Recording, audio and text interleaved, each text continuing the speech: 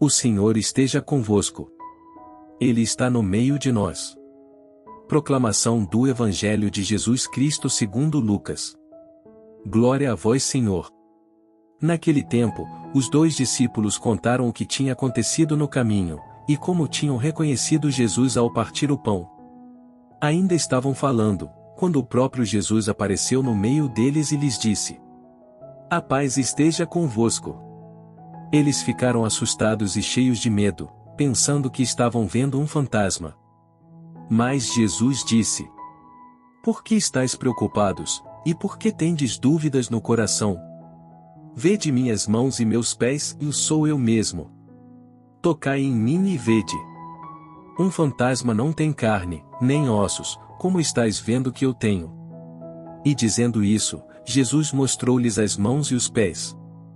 Mas eles ainda não podiam acreditar, porque estavam muito alegres e surpresos. Então Jesus disse: Tendes aqui alguma coisa para comer? Deram-lhe um pedaço de peixe assado. Ele o tomou e comeu diante deles. Depois disse-lhes: São estas as coisas que vos falei quando ainda estava convosco. Era preciso que se cumprisse tudo o que está escrito sobre mim na lei de Moisés, nos profetas e nos salmos. Então Jesus abriu a inteligência dos discípulos para entenderem as Escrituras, e lhes disse: Assim está escrito: O Cristo sofrerá e ressuscitará dos mortos ao terceiro dia, e no seu nome, serão anunciados a conversão e o perdão dos pecados a todas as nações, começando por Jerusalém.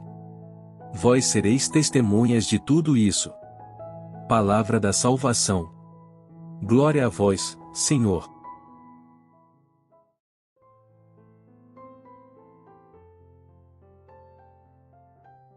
Meus queridos irmãos e irmãs, na oitava de Páscoa, a Igreja se dedica a meditar nas várias aparições do Senhor ressuscitado. E o Evangelho de hoje é a continuidade do Evangelho de ontem. Ontem vimos os discípulos de Emaús, agora os discípulos retornam, dão a notícia de que encontraram Jesus no caminho e Jesus está lá e aparece diante dos 11 apóstolos reunidos. A aparição de Jesus aos apóstolos, ela, segundo o relato de São Lucas, tem algumas características interessantes que não estão presentes com a mesma clareza em outros relatos da ressurreição. Em primeiro lugar, é necessário notar que Jesus, que repreende a incredulidade dos apóstolos, no entanto se depara com um fenômeno psicológico que é narrado por São Lucas, que é o fato de que eles estavam alegres demais para crer.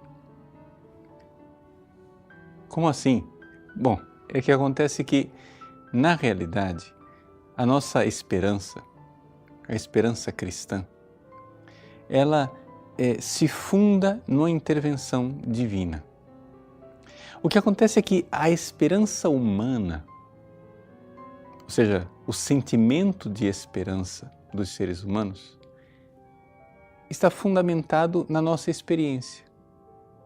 Quando uma coisa é boa demais para ser verdade, é algo que ultrapassa as nossas expectativas racionais e que, portanto, nós, humanamente falando, não cremos nos nossos olhos.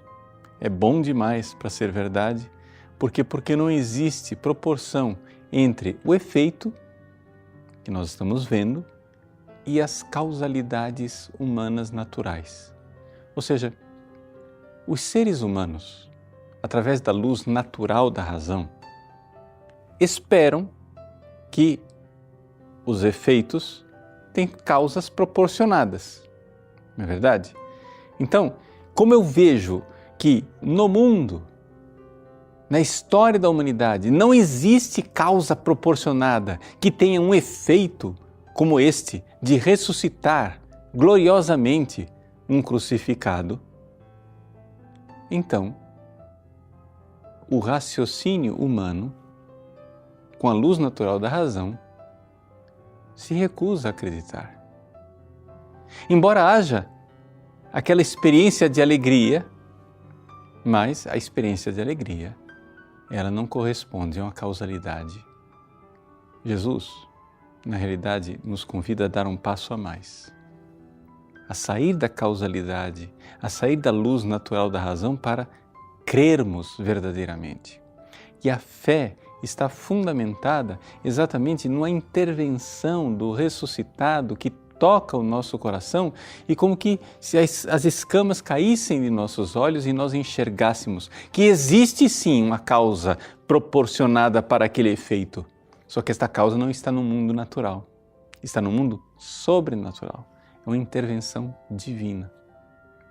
E então Jesus lhes abriu os olhos para que eles compreendam as Escrituras e vejam que já desde há muitos séculos estava previsto que o Cristo sofreria, morreria, ressuscitaria ao terceiro dia e enviaria os discípulos, para ensinar e testemunhar tudo isto.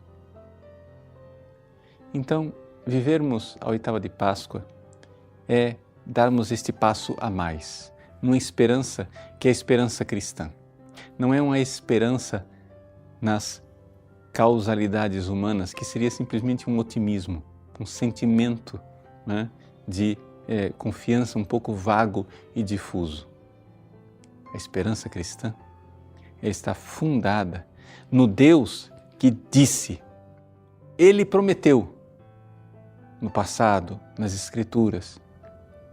E se Ele prometeu, Ele não se engana e nem engana ninguém. Ele realiza a sua promessa. Aqui, a esperança cristã. Cristo ressuscitou, como disse. Deus abençoe. Para encerrar nossa leitura e reflexão da palavra de hoje, rezemos a oração que o Senhor nos ensinou. Pai nosso que estais nos céus, santificado seja o vosso nome. Venha a nós o vosso reino. Seja feita a vossa vontade, assim na terra como no céu.